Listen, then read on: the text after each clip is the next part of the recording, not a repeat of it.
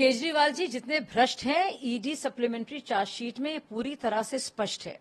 आप देखिए जिस तरह से बाकायदा डिटेल्स के साथ, बारीकियों के साथ इस बात का खुलासा किया गया है और बाकायदा एविडेंस यानी कि सबूत के साथ बताया गया है कि किस तरह चरणप्रीत सिंह, जिनको बाकायदा इस्तेमाल किया गया था इस पूरा आदान प्रदान के लिए, जो रिश्वतखोरी के लिए, और किस तरह से गोवा चुनाव में जिसके प्रभारी दुर्गेश पाठक थे, उसमें 45 करोड़ रुपए हवाला के जरिए भेजे गए थे।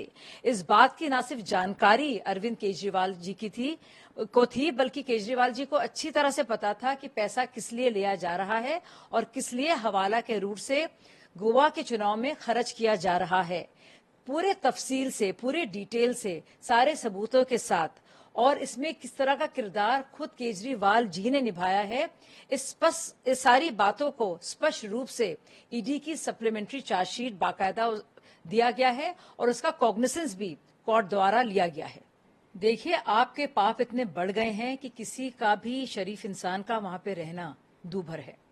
और अब देखिए उन्होंने अपने आप को क्या कर लिया है। एक पार्टी जो भ्रष्टाचार के खिलाफ बात करती थी, पूरी तरह से कट्टर तौर से बेईमान साबित हो रही है। ये सिर्फ नहीं, उनके चाहे वोटर हों या उनके चाहे काडर हों या उनके चाहे नेता हों, वो खुद बहुत ही परेशान हैं। क्योंकि आप देखिए कि जनता की सेवा तो बहुत दूर, वहां से सिर्फ जेल से बेल और बेल से जेल की ही राजनीति हो रही है।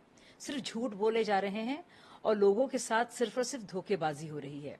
चाहे जल संकट आप देखिए, चाहे आप देखिए स्कूलों की जो हालत है, चाहे आप देखिए शिक्षा को लेकर किस तरह का अभाव है और तकलीफें हैं शिक्षकों को भी और बच्चों को भी।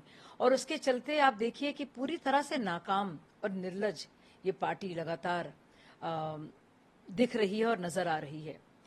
इसके चलते बहुत सारे नेता और सीनियर लीडर्स, चाहे वो मौजूदा दौर के विधायक हों या पूर्व मंत्री हों, वो छोड़कर अब भाजपा आ रहे हैं और कम से कम आम आदमी पार्टी से बहुत ही दूर रहना चाह रहे हैं, क्योंकि वो चाहते नहीं हैं कि उन सब पाप की जो छींटें हैं वो उन पर भी आएं और उनका दामन भी गंदा हो।